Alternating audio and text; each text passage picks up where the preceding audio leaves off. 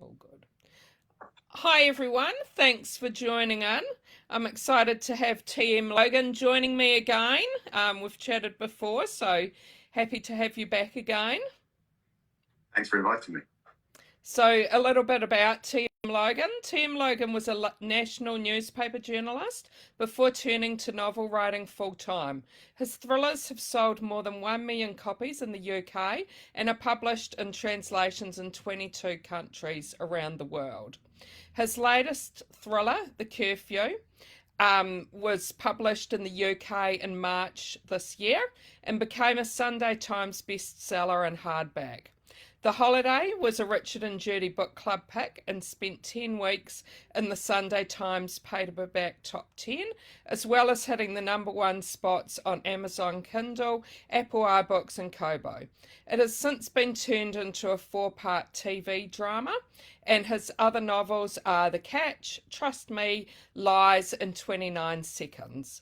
Tim lives in Nottinghamshire with his wife and 2 children and writes in a cabin at the bottom of his garden. So thanks, Tim, for joining me.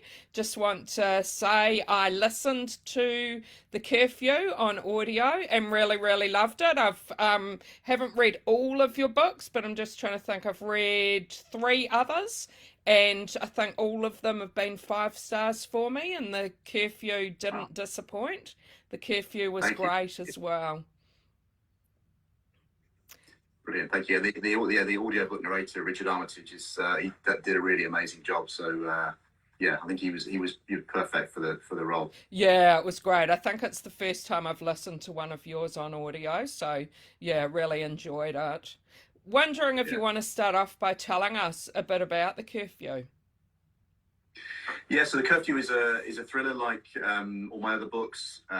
It sort of was inspired a bit by my own experiences of having teenage kids. My kids are well, my son is 19, so he's just kind of at the tail end of teenage years. But it's sort of inspired by one of those nights when they're out and you're kind of lying there in bed wondering whether when they're going to come in or whether they've already come in and you've missed it or when they're going to send you a message. Kind of one of those nights where you've gone past the point where the kids have started to go to bed later than you, and you're just kind of you have all these kind of fears and worries that kind of spin around your head after midnight when you're wondering where they are. And so it's kind of inspired a little bit by that. And the book starts with in that situation with Andy, who's a dad of 2 kids. At 3 o'clock in the morning, he's thinking, well, my son's curfew has been and gone. I'm not sure whether I missed him coming in. Has he sent me a message? Is he okay? Is he still out there? Is he sort of maybe Mm. potentially in danger? So yeah, that's the sort of starting point, and it does sort of deal with those kind of one of those what if sort of scenarios about teenagers and all the silly stuff they get up to when they're out late. And I think deals with probably a lot of parents' worst nightmares as well.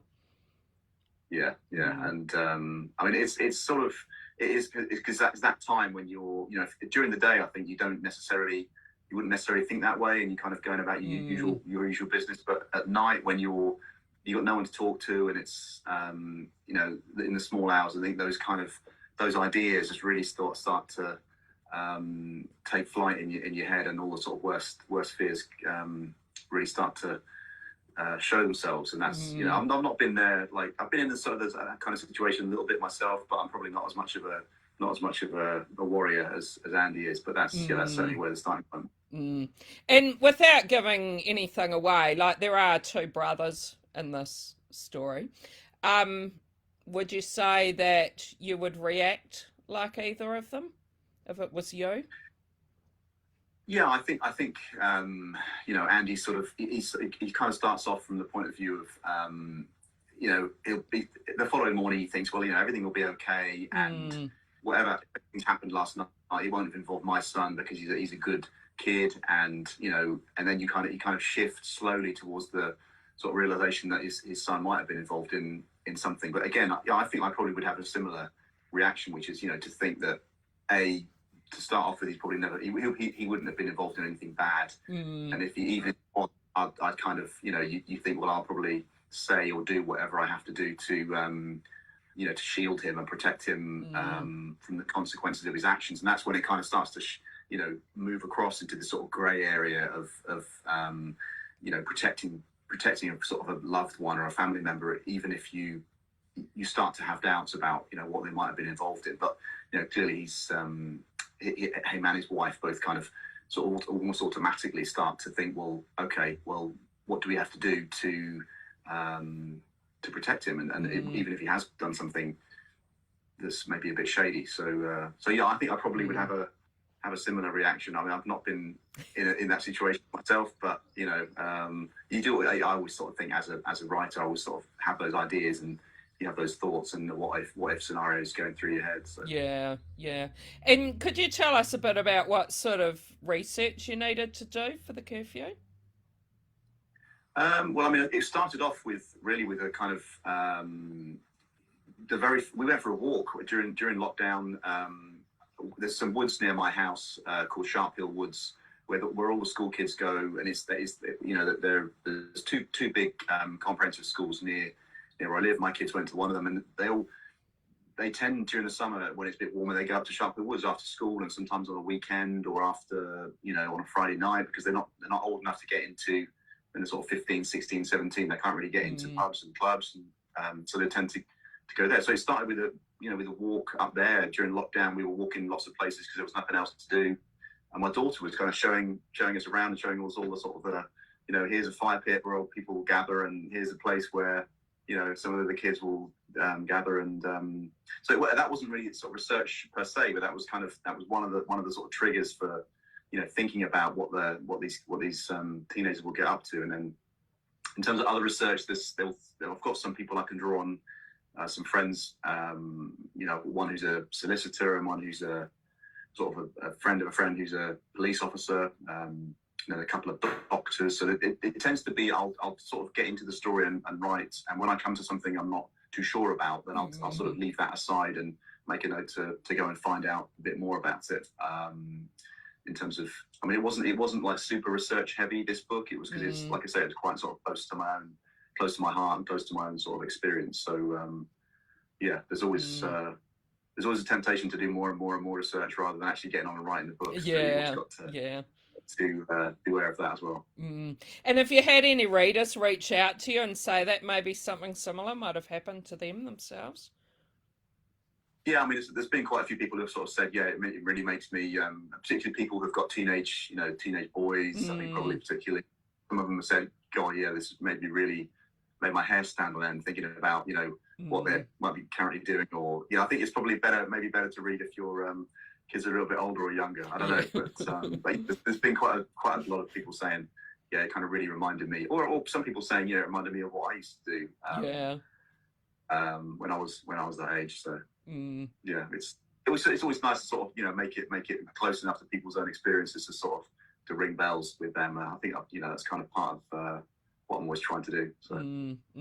And we've got quite a few people watching, so just wanted to remind people watching, if you've got any questions for Tim, please type them in comments and I can read them out. I've got Belinda here. Belinda says that she saw you last time you spoke to me, and since then she's listened to both Trust Me and The Curfew, and she's loved them both. Brilliant, thank you. Thanks, Belinda. And Sharon wonders if you have a writing routine and if you write every day. Yeah, I try and have a routine. When I'm actually writing a first draft, I'll write in the morning because I'm best in the morning. I feel fresher and my brain works a bit better. So I'll try and write from sort of 8 till 12 or 8 till 1, and then get out of the cabin, which is where I am now. Go for a run or something, have some lunch, and then come back and do some more in the afternoon. But afternoons tend to be more, a bit more about planning for the next day and admin, emails, that sort of thing. So, but yeah, the routine is to try and write 4 or 5 hours in the morning. I don't have a massively ambitious writing sort of target in terms of words, so I tend to try and do about 1,200 words a day, and then think about what's coming up next as well. So yeah, it's in the, you know, during the last sort of during May, which is running up to my deadline, that will change. So I'll tend to do more and more as the deadline approaches. So I'll sort of maybe increase to 2,000 words a day or 2,500 words a day, just to it depends how, you know, how far behind I am on sort of where I need to be. But yeah, it always ramps up towards the end until I'm working most of the sort of 7 days a week, and then yeah, because June the 1st is my deadline, so it kind of goes a bit crazy up till then. But I've just passed that, thankfully. So Yeah. and right now it's more about kind of catching up on stuff, and you know, thinking about the next book. And I'll have some edits to do first on book 7, which is the one that will come out next year. But then once I've got those out of the way, that'll be sort of summer and autumn. Then I'll start getting into the next one, probably in October, November. So. And so have you found more recently you've been publishing one book a year? Yeah, it's been one book a year from the beginning, really. From when you started, okay. Into that kind of rhythm. So that, yeah, my deadlines will tend to be, well, the last few years have been June the 1st for a first draft, and that book will then come out in March the following year. So it's sort of the third week of March. I think certainly the last couple have been third week of March. So yeah, it's kind of so I'll spend about 5 or 6 months of the year writing, and then the other half of the year will be either editing or planning for the next one. So it's kind of a sort of bit of an even split. Yeah. And like, your books have been very successful. Do you feel pressure with your next book to try and make it better than the previous book? Yeah, I mean, there is a bit, and I always sort of try to think, what can I do better, and how can I improve? And there is obviously there is a bit of pressure sometimes, but I try to put that out of my head a little bit when I'm writing. So I think that can be a bit, you know, you can get a bit of paralysis from that, I think. So yeah, there is pressure, but because I've done it before, I guess I know that I can do it again. If that, you know, I know, and it can be done. I mean, yeah, you have this. You start off with a blank document or a blank page every day, and you kind of, because I know that I've been there before, and I've done it before. I guess there's a bit more. There is pressure, but there's kind of like an equal, you know, knowledge that I can probably do it again. So yeah, but like you say, I always want to try and improve and do something a bit new or a bit different, or but certainly, yeah, make each one better than the last one if I can. Yeah. And Belinda wonders, when you start writing, do you always know how your story's going to end? Not always. I mean, I normally have a fairly good idea, but certainly The Holiday had a different ending. The final a different ending. It wasn't hugely different, but it was. I mean, there was quite some. You know, there were some differences there. The Curfew also had some changes to it, some sort of from my initial ideas to how it ended up in the book. So I normally have a reasonable idea where I want to end up, but it's sort of subject to change as I'm going through, because obviously when you're writing the story and you're creating the story, there are things that come out that you might not have thought about to begin with. So I probably try and have about 2/3 of it in my head before I start, and then there's sort of lots of room for other things to kind of to develop as well as I'm going along. So there are people out there, writers out there, who just kind of do it, literally wing it every single day, which is, you know, a talent. I can't do that, but I sort of envy people who can, because it's, you know, I think Stephen King does it that way, and you know, obviously he seems to have done okay. So. Yeah. And could you share with us how you start off when you first start writing? I know I've seen some authors have like little post-it notes everywhere, and some have draw pictures of their characters and things like that. How do you go about starting?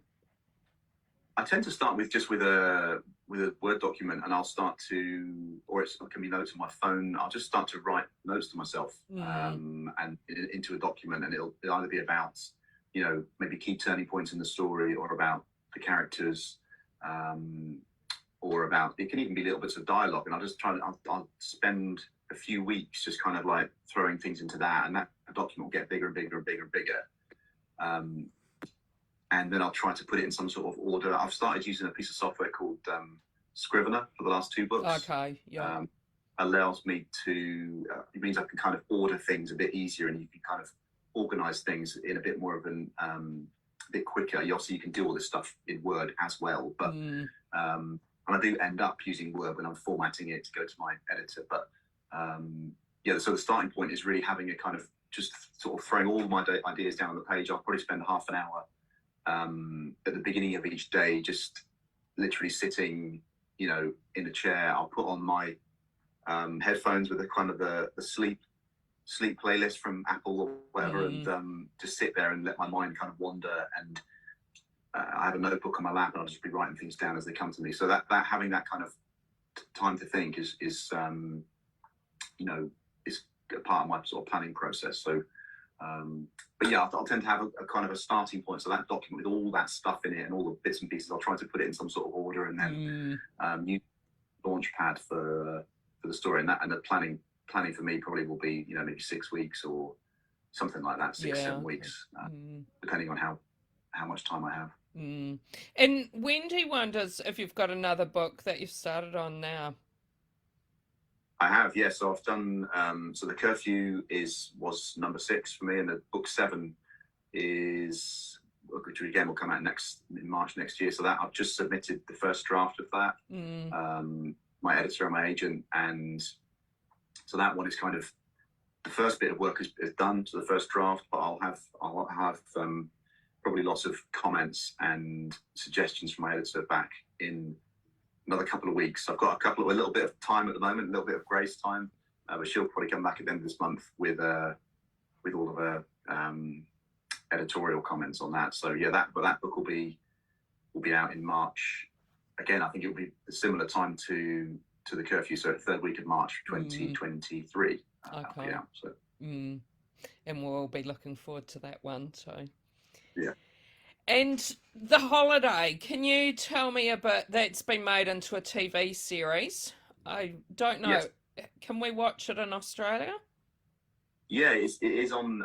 It was. So there's been. I'm trying to think of which. I think because it was in a bunch of different countries. It's already. I think it's already been available in New Zealand because it's via. Is it BBC New Zealand? I'm trying to think of the Australian channel. Hang on, I can try and find it for you. But yeah, so I think it is out there. Whether it's been actually. And I've sort of tried to look for it myself, but I have, because I've read it and I really wanted to watch it, but I haven't been successful finding it anywhere. Have a look. It is. Yeah, it's just BBC Studios have got it for. Okay. Australia, but I don't know. I'll have to search more. Yeah, I'm not sure because the USA release date is next week, and then some other countries. Oh, okay, so maybe it might not have come out. But I think all these dates are all different for different countries, so I think it's kind of really different for each one. So yeah, I'm sorry, I don't have an Australian. No, I'll have to search some more. So, did you write the screenplay for that one, or? No, it was actually written by a scriptwriter called Michael Crompton, who has done quite a lot of other TV dramas here in the UK. And yeah, we talked before he wrote them, and he showed me them once he had wrote them. And I kind of fed back thoughts on them. So I didn't write those, and there's actually going to be a TV version of one of my other books, The Catch, which is being filmed next month. Okay. For screening next year, and I've not been involved in the script on that either. But I think it is something I do want to get into, and I would really love to develop in that direction and start to write scripts, because I have seen scripts. I think are a bit of a different animal to novels, different discipline. But I would like to. It does really, really intrigue me, the sort of, boiling down a 100,000 word book into such a short kind of, because when you look at the script, look at the script for The Holiday, each episode is like 49 minutes. And, so it's 49, 50 pages, maybe tops, and they're all really, spread out. So you don't really have a lot of, you can't go on about, the a lot of the descriptive stuff you would in a book. Yeah, everything's Yeah, got to really yeah. kind of earn its place. So yeah, I would like to write some scripts in the future, but no, not for this time. Not this time Mm. round. And what were your first thoughts when you saw The Holiday for the first time? Yeah, I mean, it was pretty surreal, pretty crazy, really, seeing it on the Mm. screen because obviously for a long time this book only really exists in your own head, and then obviously it goes out there, and lots of other people have their own kind of versions of it and their own heads. But Mm. then to see it on screen, it kind of brought to life, three-dimensional and everything, or two-dimensional. But it was pretty mad actually seeing it and seeing all the characters Yeah. walking. And Was yeah, there I think they when you saw the did a great job. characters, was there one that you thought, oh yeah, that's really like how I thought they would be?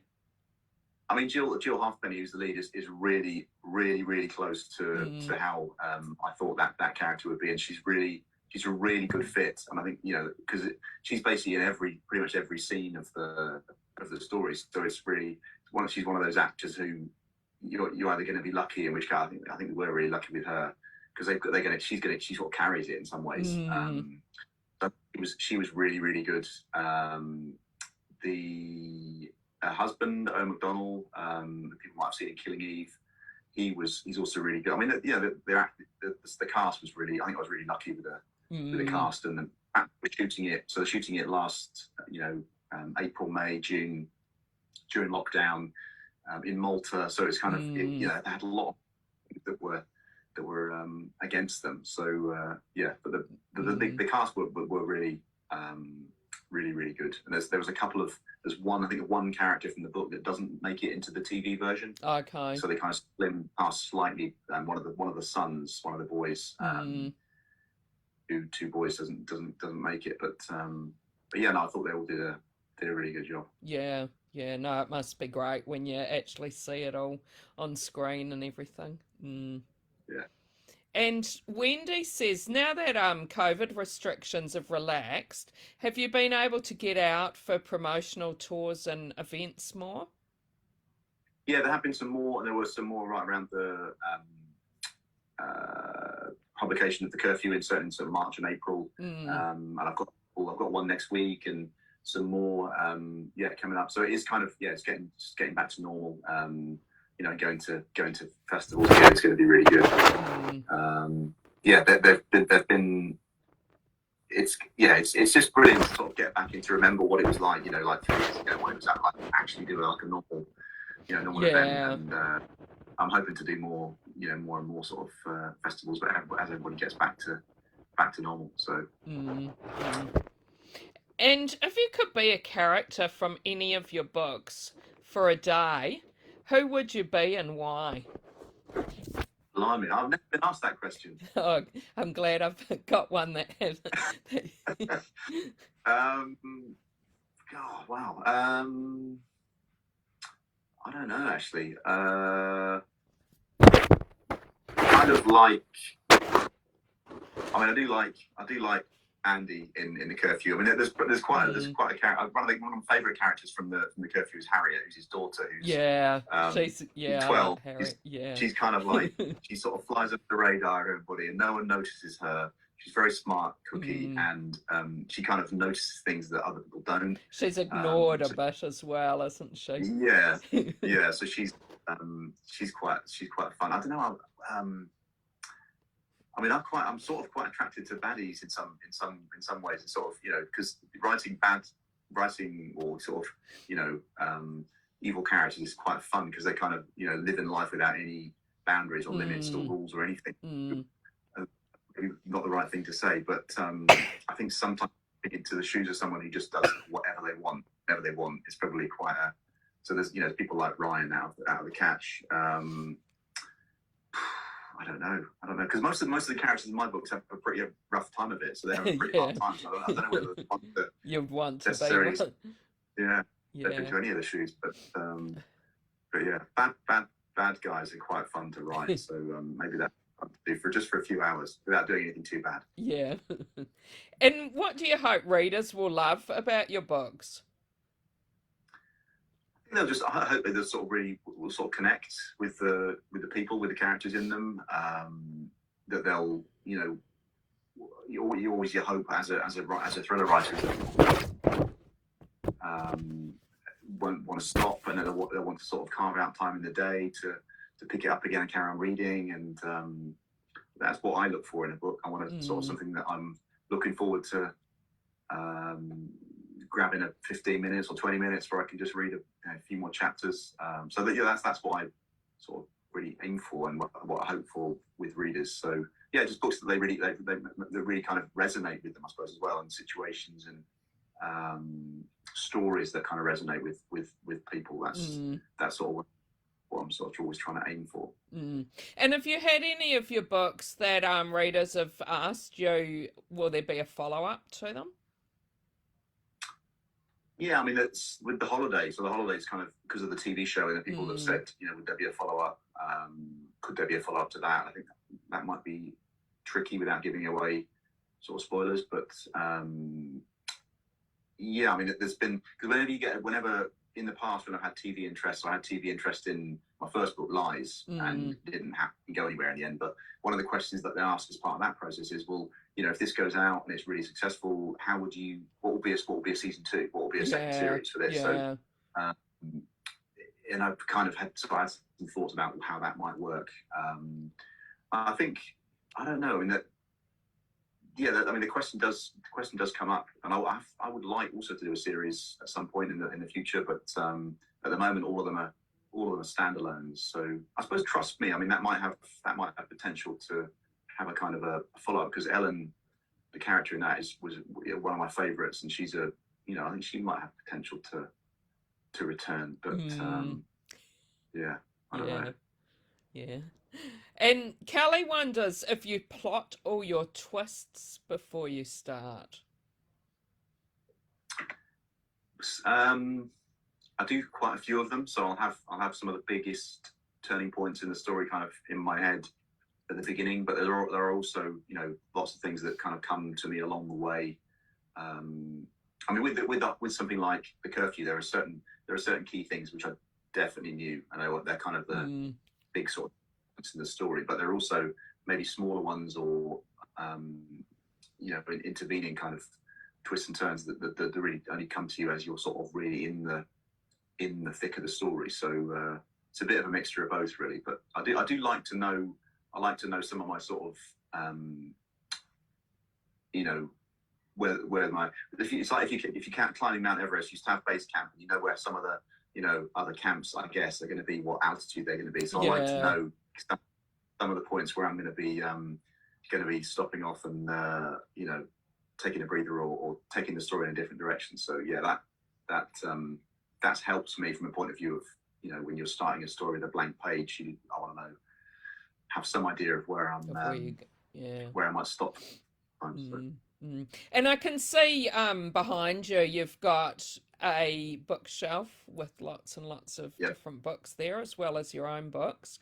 What do you like reading yourself, and is there something you might have been reading lately that you would recommend to us? Yeah, I mean, I read a lot of thrillers, as you can probably imagine, and I get sent lots of advanced copies of things that are coming out, or have just come out, or about to come out this year. So I think where is it? This is good. This is not. I think this is not quite out yet. I think it's July 2022. Okay. I'm assuming it should come out so this is also an advanced review copy cover. So the cover will look a bit different. Different. Emma Bamford shows a story about a couple who go on they buy a yacht, and they go on this kind of they want to sail around the Pacific, basically, to sort of find the perfect place to spend the summer. And it's, you know, they kind of find this place which seems like paradise, but obviously it's you know, things get pretty bad. And what else there is? This is good. This is good. I think this is really good. I think it's just come out. It's not been out very long in UK, so I think it's probably.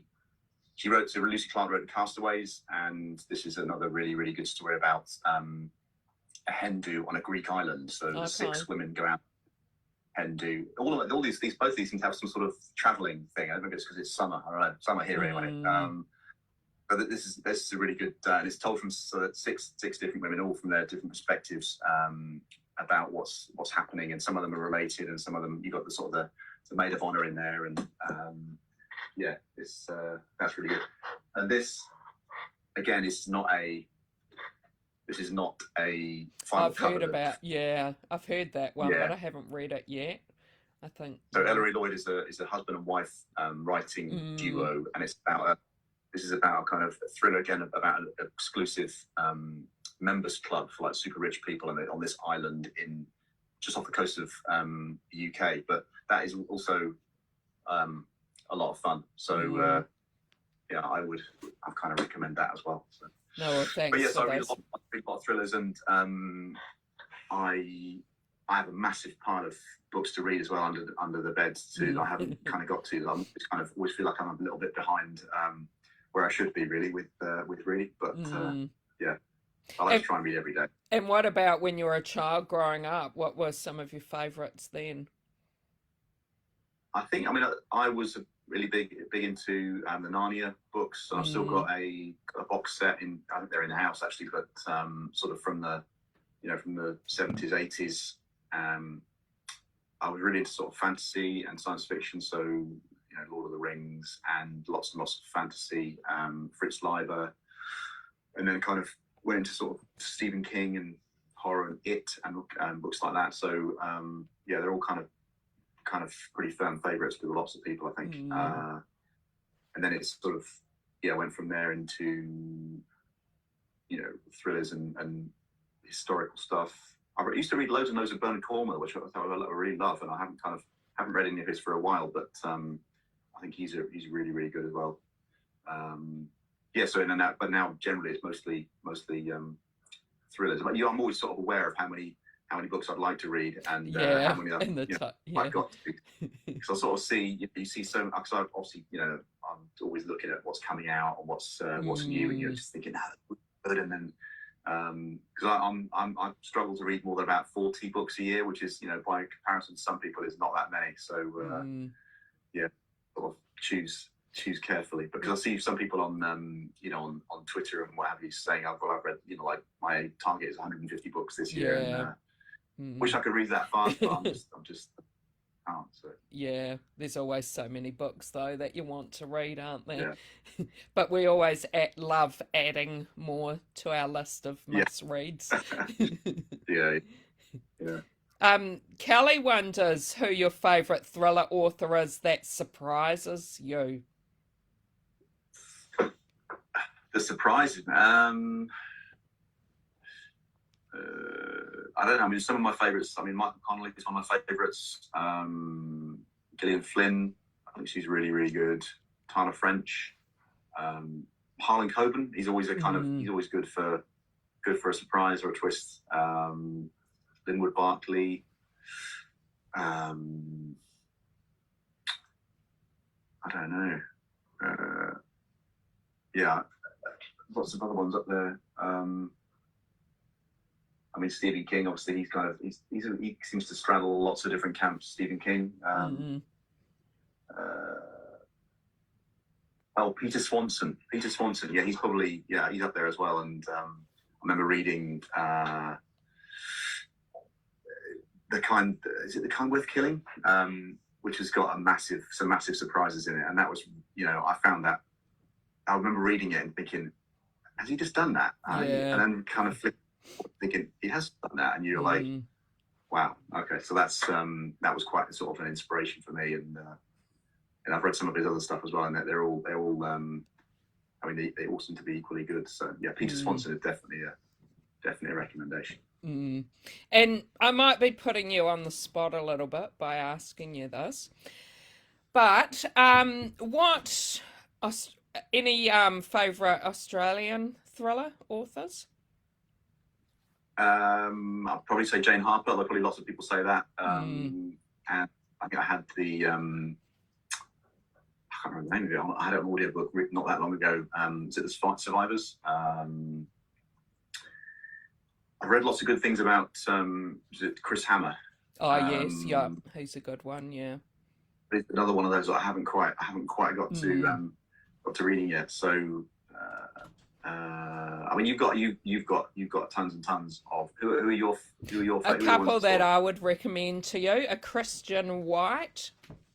Don't of know if okay, you've heard of him, and Michael Rowbottom. okay. He's I had a like couple of TV series just as well. okay. Leanne Moriarty. I remember I think it's the Husband Mm. Secret I read not that long ago again, which is also Yeah, she's got really some great really ones as well. yeah. Mm. Um, and yeah, yeah. So Yeah, I need to read some more Australian thrillers. I think so. yeah, Yeah, Michael. yeah. And Kelly says she's a huge fan of your books, and she wonders if you've had a favourite one to write. Um, I mean, it tends to be, I normally will say it's normally the one that's kind of freshest in your Yeah. mind. So um, probably either the curfew or trust me. Um, one of those two, or the sort of the one that's coming out next time. Yeah, the favourite. I mean, The Catch was also quite fun to write because it was quite, again, it was sort of cut from a similar perspective to my own in terms of the main character and the things that he does and thinks. So yeah, I don't know. Mm. I'd probably overall would say I'd probably say with The Curfew because it's kind of Because it's the it feels fresh and really quite personal to me and mm. a lot of the stuff. My kids are kind of reading it and saying, "Oh, you just you just used all of our all Yeah. the code." And my son's like sending me pictures on Snapchat with bringing these circle bits on the page. He's saying, "This is what I said to you, or this is me, or the posters on the son's bedroom wall. They're all my posters." I'm like, "Oh yeah." So that feels personal to me to sort of to have that one. So yeah, probably The Curfew. Yeah, yeah. And when you're writing, do you share as you're writing, or do you just wait till you give it to your editor?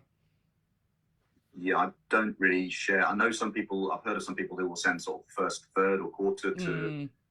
their other agent. Oh, sorry. To be honest, the last two books, my editor has said at quite an early stage of the drafting, she'll say to me, "Can you send me what you've got so far?" So the first Okay. 10 or 12 chapters. Mm. So I have done the last two. So she can kind of partly so she can kind of talk to colleagues in the publisher about it, and partly so she can potentially head off any issues. But apart from that, I don't really want to send it to anybody because it's kind of like this sort of like you're making a pot and it's kind of all a bit lumpy and wrong Mm. shape and stuff. But it Mm. shows people kind of when it's kind of looking the way it should, because my first drafts are very, very rough and ready and full of gaps and holes and notes to myself right until the point when I send it off to my agent. So they're really kind of the works in progress are really kind of a bit messy. So I don't tend to Mm. share Mm. that much. Probably I should, but What about sounding things off? Like when you were writing about these teenagers and the curfew, did you sound anything off with your sons or? yeah. I mean, that's so that they both kind of, and that again, that's either during the writing or in the sort of planning when Mm. I'll talk to them about um, you're at a party. What's this party like? And then so there's a bit in the book, the curfew, where he's kind of sort of listing all the different types of people at this party, and there's the kind of the smokers out in the garden, there's the sort of crying girl in the corner, and the Mm. rugby boys with shirts off, and all it, and that was all because my son sort of just telling me what he tends to see at party he goes to. So yeah, there are sort of some soundings and some like guidance on what would work and what wouldn't work, particularly when it's from a sort of point of view of maybe a female point of view or a teenager's point of view. So Mm. I do have some of that kind of feeding into the process. And I did actually give for the next book, I did give my editor a 2-page synopsis at the beginning, which was kind of trying to give her a bit of an idea at the start of the process what what the next book would be about. Mm. Well, thanks so much for chatting with me. It's been great and great to have you back again. Just want to say again to people, if you haven't read any of T.M. Logan's books, please make sure you go out and read them because they are all really great. Oh, we didn't share your cover before either, did we? So when it, yeah.